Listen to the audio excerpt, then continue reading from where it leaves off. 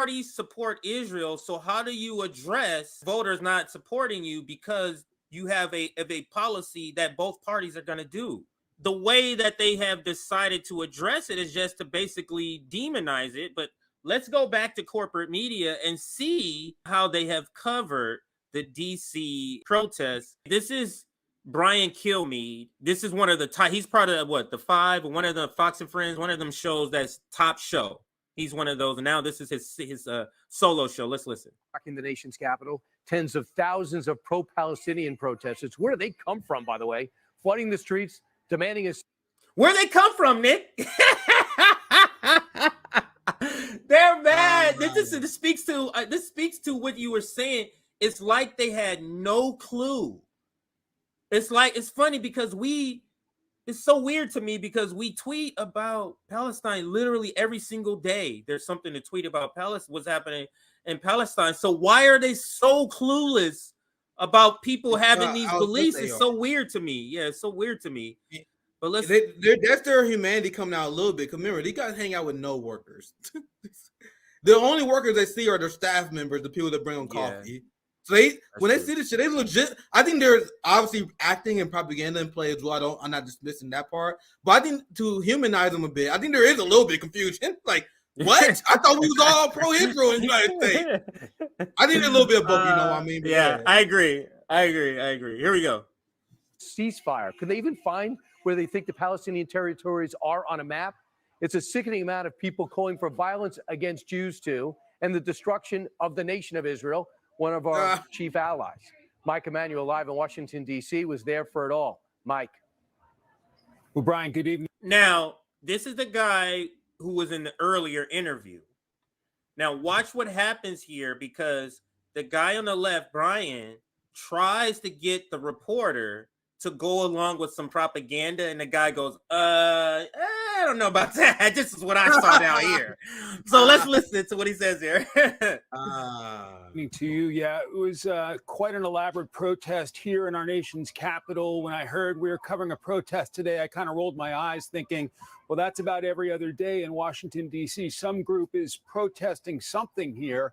But this was a very sophisticated protest. You had anti-war groups, you had pro-Palestinian groups busing people in. We met people from Chicago, from across the Midwest, who had come in here to protest.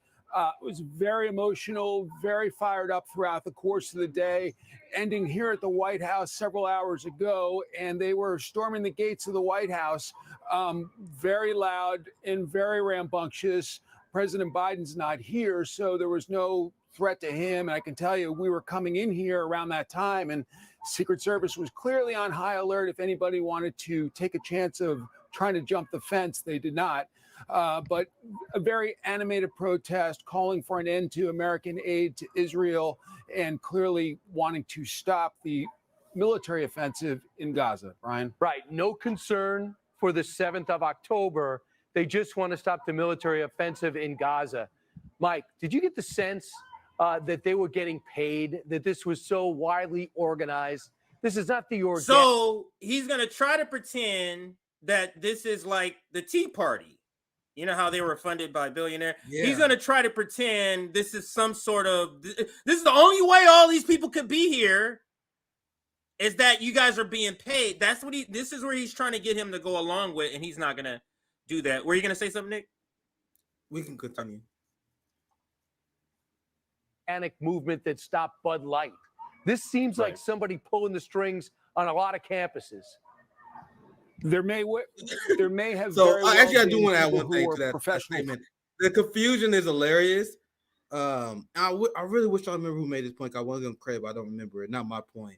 But someone mentioned how the establishment is shocked now because they don't realize that the Palestinian resistance movement had years and decades to organize now, especially since 2014, since the last brutal slaughter of the Palestinian people.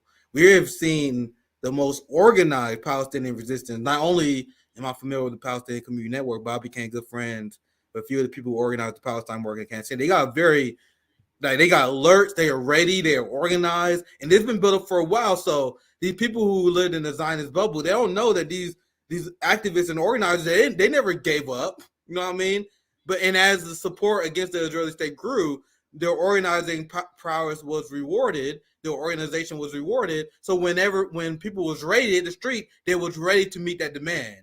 You know what I mean? But anyway, let's continue. I just think that's kind of humorous that they don't understand that basic concept. Let's continue. That this was so widely organized. This is not the organic movement that stopped Bud Light. This seems like somebody pulling the strings on a lot of campuses. There may have very well been people who were professional protesters who were in the crowd. I will tell you, to be fair, that there were people with Palestinian-sounding accents who had their families here, grandmas, adults, children. So they're definitely they're being paid. He's like, nah, this is what I saw. Oh, they paying people with accents. They're paying kids and grandmas now who don't even speak the language. No.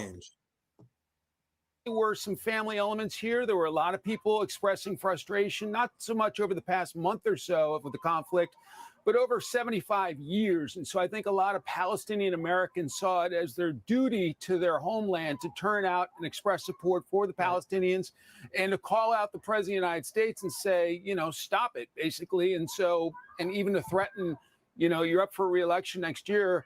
Palestinian Americans are saying they're not going to vote for him. We'll see if it has an impact on his policy. So they did show that anger and chanted a vile phrase about Joe Biden. We've heard that word before. Genocide Joe. He don't want to pretend like he doesn't want to say it. Israel. That's what they're talking about. They seem to be equivocating overseas, trying to maybe push the prime minister of Israel to do a humanitarian pause. But my sense is that there's no end in sight with this, and you might be looking at this every weekend. Oh, I think you're absolutely right, Brian. And so, there are a lot of folks here who basically were saying ceasefire and that sort of thing. And some of them were professional lefties who, don't want any war, anytime, any place, anywhere. Probably the same people that I saw, showing up during the Bush administration when I was covering this building on a full-time basis. So that's part He's of accidentally it. schooling him. There were a lot of emotional Palestinian Americans, some who said they do not support Hamas. Say that again. He accidentally did what? You mentioned this earlier, but this reporter, who it definitely seemed like he shared his ideology, right? He's accidentally schooling him in his entire premise, though, because the anchor is like, yo, these protesters are fake. This is some nefarious. No, there's left protesters all the time. They protest every war, like Iraq. He's doing it in a very nice way, but he's dismantling all his points not from the left, but even from agreeing with him. He's like, no, you just kind of factually wrong here. They're just people who protest. You got Palestinian communities that protest in here, and people on the left that usually always protest war. They're showing up too. So I think that's interesting. But let's continue. Yeah, so I'll play just a little bit more. Then I got another quick video, a quick part. Hamas. One guy was very candid and told me he does support Hamas, which kind of stopped me in my tracks. But, that's what we saw today. About 100,000 it looked like showed up. Mike Emanuel, thanks so much. It's amazing. Mike Emanuel, Washington, listen to this part. Meanwhile, anti-Semitism is rampant on the streets and on many campuses and universities across the country, some of the most prestigious universities in the country. Jewish students are being threatened as pro-Palestinian groups side with foreign terrorist groups over their own. Oh, it'll come back. It does that every now and then. Just give it a classmates in many respects. But do Palestinian sympathizers know anything about the terror groups that they showing support for, passionate support for? Perhaps not. Here's a video going viral on Twitter, now called X. All right, so I needed him to say that part, and it sets up this next. You gotta see the headline. Look at the headline real quick, though. Oh, my bad. Look at the headline, CJ. Where'd it go? The headline said, it said anti-Semites hit the streets. There he goes. Okay. All right. Anti-Semites hit the streets. What did I do here? Oh, anti-Semites take to the streets nationwide. Wow. I did not know that. That's fucking crazy. So these people calling for ceasefire.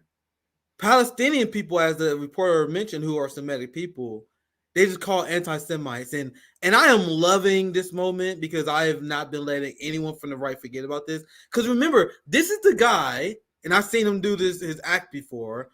Tucker Carlson and many people on the right, they pretended that it was the left who accused.